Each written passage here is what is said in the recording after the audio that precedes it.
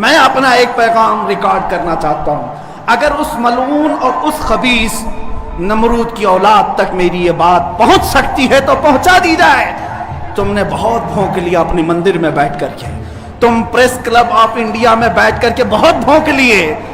कुत्ते आपस में अपनी गली में बहुत भौंकते हैं।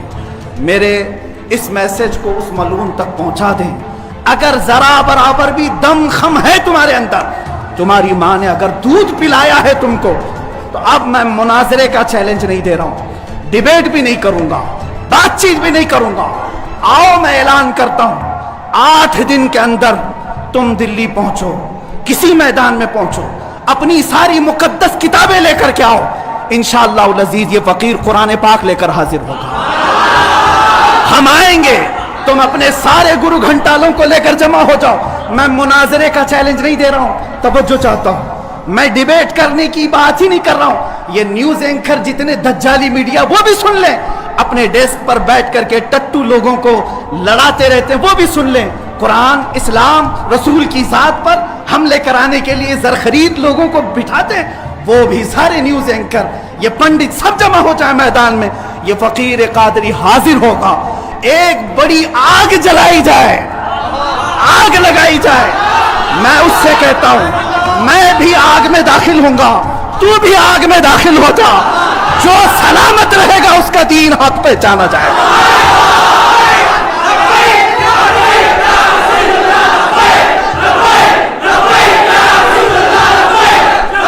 बहुत हो गया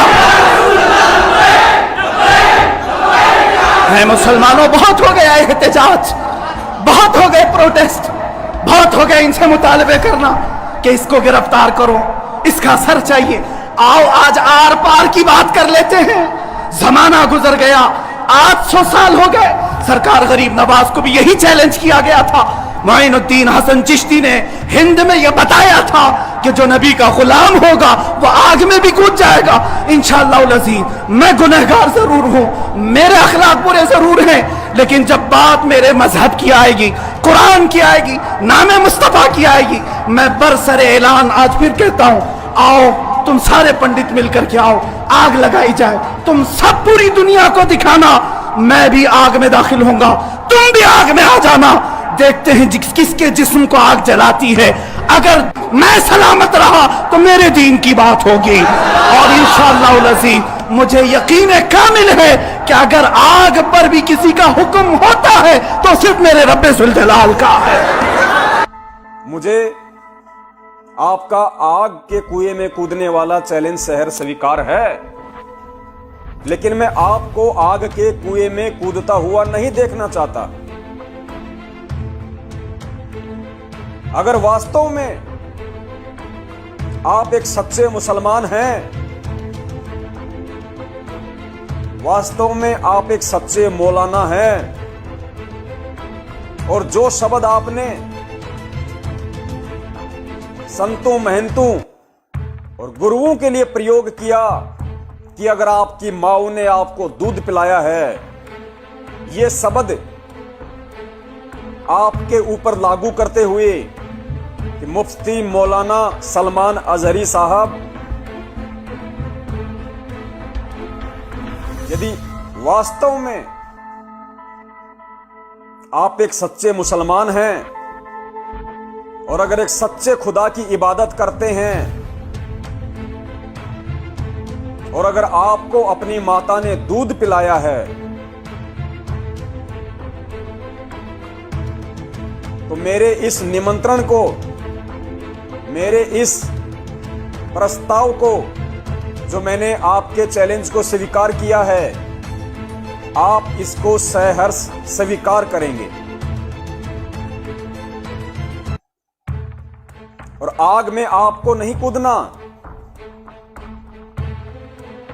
आग में आपको नहीं कूदना, क्योंकि मुझे पता है इस बात का कि इस पूरी पृथ्वी पे यदि कोई सच्चे खुदा की इबादत कर रहा है, इस पूरी पृथ्वी पे यदि किन्हीं प्राणियों के सिर पे उस अल्लाहु अकबर का, जिसने 6 दिन में सृष्टि रची, 7वें दिन तख्त पे जा बैठा, यदि उसका आशीर्वाद किसी के सिर पे है, तो इस पूरी सृष्टि में सिर्फ और सिर्फ उन्हीं आत्माओं के ऊपर है, उन्हीं व्यक्तियों के ऊपर है, उन्हीं भाई बहन बुजुर्ग बच्चों के ऊपर है जो परमपिता परमेश्वर सतगुरु रामपाल जी महाराज जी की शरण में मर्यादित भक्ति कर रहे हैं। इसलिए मुझे पता है, मैं इस चीज से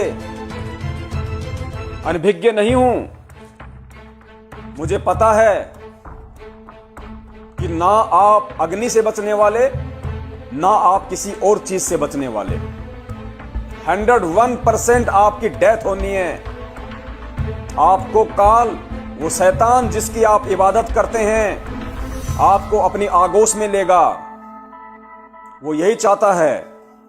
लेकिन मुझे मेरे खुदा ने, मेरे परमेश्वर ने, मेरे बंदी छोड़ने, मेरे गुरुदेव ने सत्य ज्ञान दिया हुआ है।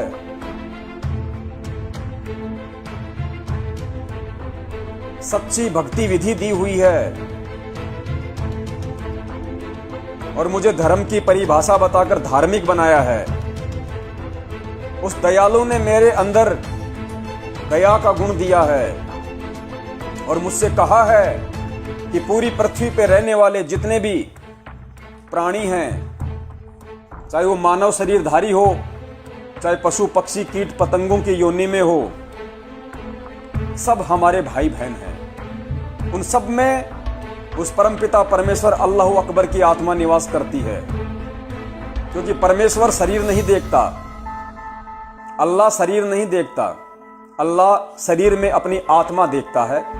आत्मा तो शरीर तो मिट्टी में मिल जाएगा और मिट्टी में सबका मिलता है, लेकिन वो आत्मा, वो रूह, वो चाहे मुसलमान की हो, चाहे हिंदू की हो, चाहे सिख की, चाहे ईसाई की, वो अजर अमर है, अमिट है। तो वो परमात्मा अपनी रूह देखता, अपनी आत्मा देखता है। इसलिए मैं आपको आग के कुएं में झोंककर उस सच्चे रहनुमा परमपिता परमेश्वर की नजरों में दोषी नहीं बनना चाहता। लेकिन आपके प्रस्ताव को स्वीकार करते हुए, यदि आप एक सच्चे मुसलमान हैं, मेरी नजरों में आप सच्चे मुसलमान नहीं हैं। मेरी नजरों में आप सच्चे अल्लाह की इबादत नहीं करते, आप शैतान की इबादत करते हो। लेकिन आप यदि अपने आप को सच्चा मुसलमान मानते हो और सच्चे अल्लाह अकबर की इबादत करने वाला मानते हो, तो मैं आपसे निवेदन करता हूं, आपके चैलेंज को स्वीकार करते हुए, कि आप संपूर्ण मुस्लिम समाज को इकट्ठा करें। क्योंकि चैलेंज आपने मुसलमान धर्म की तरफ से दिया है, आपने मुस्लिम समाज की तरफ से दिया है।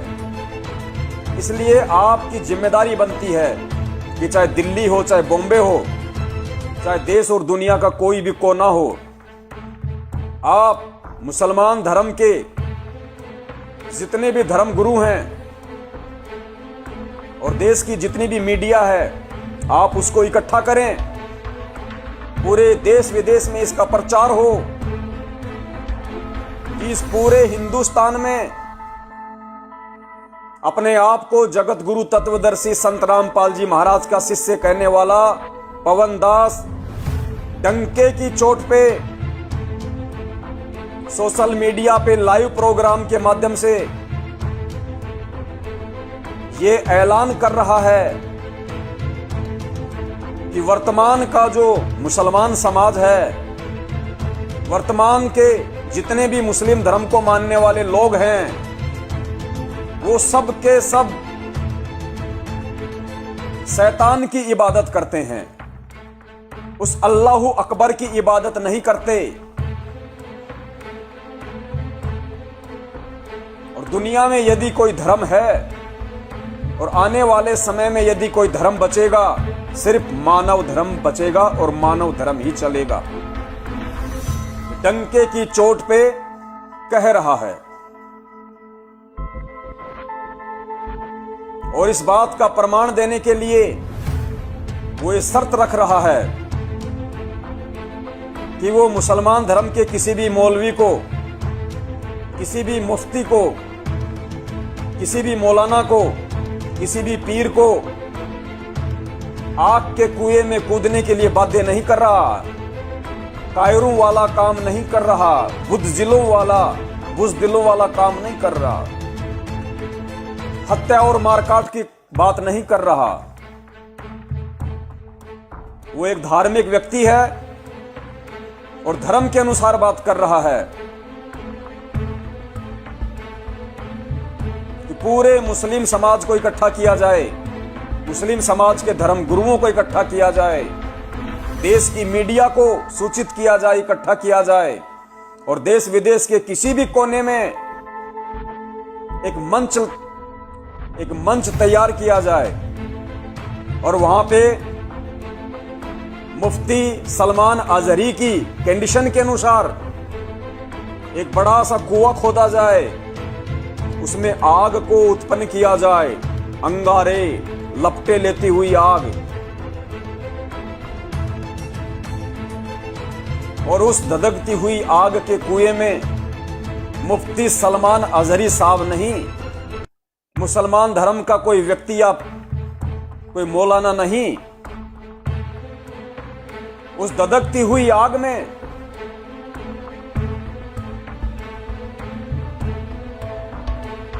इस पूरे मानव समाज के सामने, सभी धर्म के जानने और मानने वालों के सामने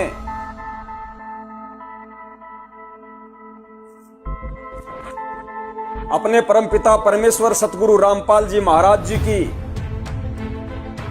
ये अनमोल पुस्तक, ये शब्द पावर से युक्त पुस्तिका अपने हाथ में लेके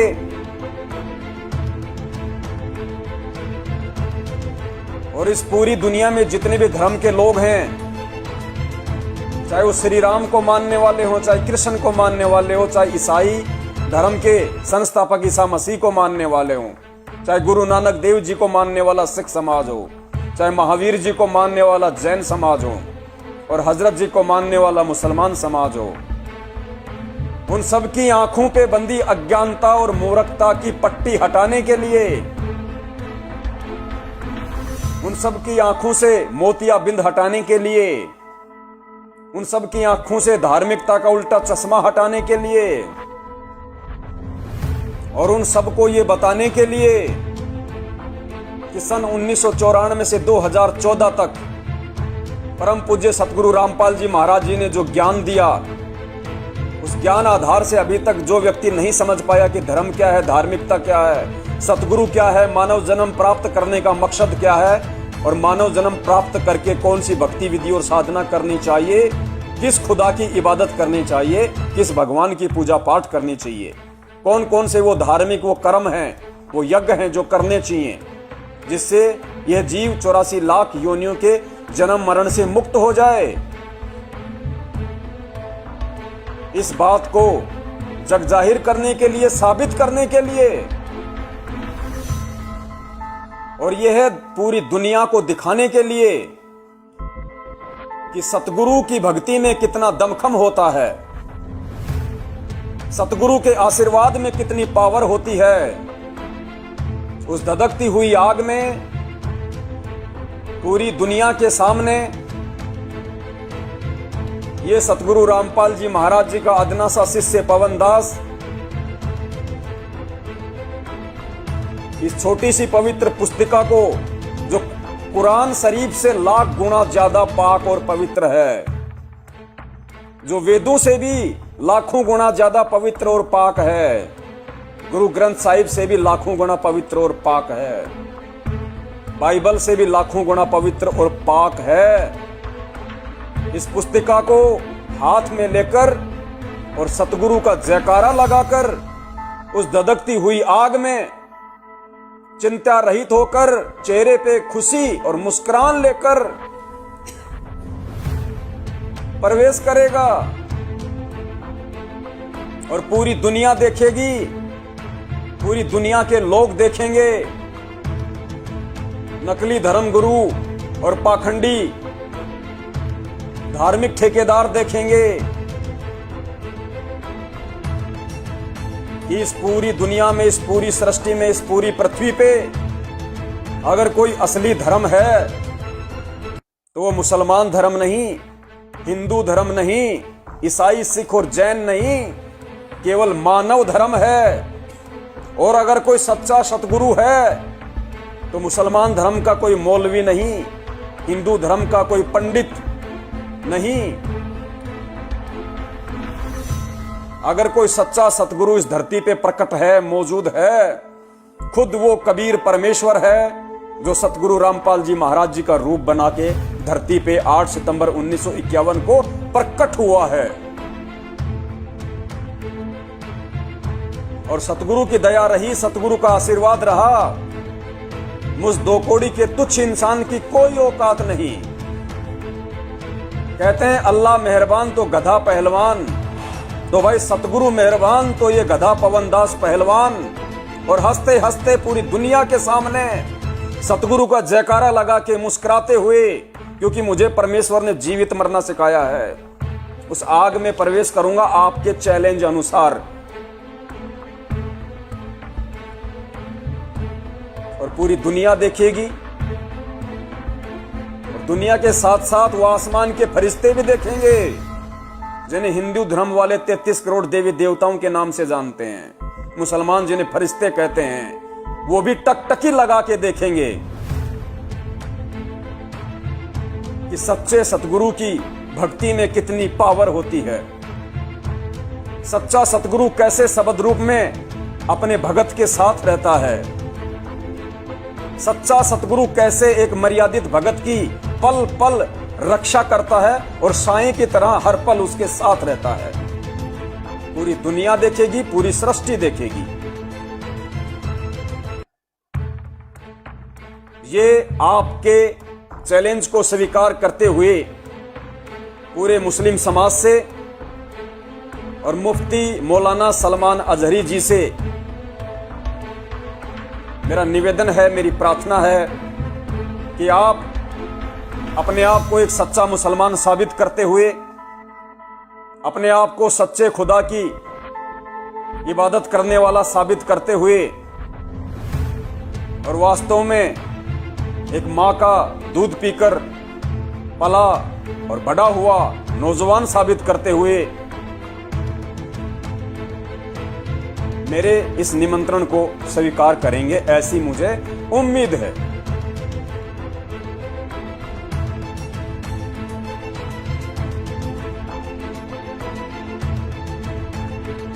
एक बात वो साबित कर दे, उसी दिन मैं अपनी गर्दन देकर के आ जाऊंगा इंशाअल्लाह। मैं वहीं पर अपनी गर्दन देकर के आ जाऊंगा। ये सारे उसके चेलों से भी कहता हूं, तुम जुमलेबाजी कर रहे हो। और इस चैलेंज के बाद अब सोशल मीडिया में बरसात के मेंढक की तरह बहुत सारे आ गए, मौलाना का चैलेंज हमको भी एक्सेप्ट है, हमको भी एक्सेप्ट है। तुम क्या समझ रहे हो, गुडी गुडे का खेल खेलने जा रहे हैं हम? ये कोई खेल खेलने जा रहे हैं? तारीख पढ़ लेना, पता चलेगा तुम्हें मुबाहिला कहते किसे हैं। अजीजान गिरामी वकार, आज दिल जल रहा है इसलिए मैं अर्ज कर रहा हूं, ये मुकाबले में नहीं आएंगे। फिर भी मैं कहता हूं, ये 17 रमजानुल मुबारक 30 अप्रैल आने तक ये जितने चेले भोंक रहे हैं, इसमें एक रामपाल का एक शिष्य है, कोई शागिर्द आया है, वो कहता है मोहम्मद आखिरी नबी भी नहीं है सल्लल्लाहु अलैहि वसल्लम। माअज़ल्लाह। ऐ मुसलमानों, इसने खत्मे नबुव्वत पर भी डाका डाला। वो कहता है रामपाल आखिरी नबी थे। मैं साबित करता हूं और चुनौती को स्वीकार करता हूं, ये सारे पाखंडी एक साथ आ जाएं, एक साथ आ जाएं। और गवर्नमेंट से फिर मैं कहता हूं, अब ये बात बहुत बढ़ चुकी है, मीडिया वाले भी मजाक ना समझें, इनको साबित करने का मौका दें और हम हानि के लिए तैयार हैं। मैं एक नहीं, हिंदुस्तान की 11 बड़ी खानकाएं मेरे साथ खड़ी हैं और तकरीबन 100 उलमाए अहले सुन्नत और मुफ्तियान इज़ाम अभी इसी वक्त दिल्ली आने के लिए तैयार।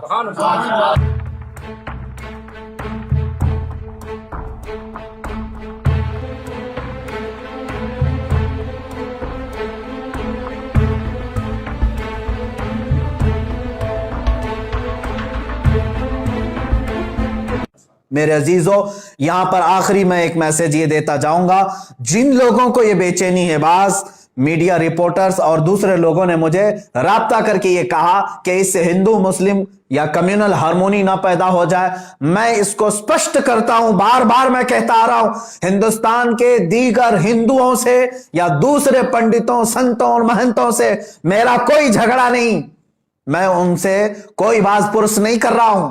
मेरा झगड़ा उसी से है जो मेरे नबी की शान में भौंक रहा है और जो उसके चेले चपाटे हैं। बाकी सारे हिंदू, बाकी सारे देशवासी, दूसरे संत महंत और पंडित जितने हैं वो सब अमन के साथ रहते। मैं जानता हूं बहुत सारे पंडितों को जो मेरे नबी कौनैन सल्लल्लाहु ताला अलैहि वसल्लम का रिस्पेक्ट करते हैं, इस्लाम की अजमत के वो कायल हैं।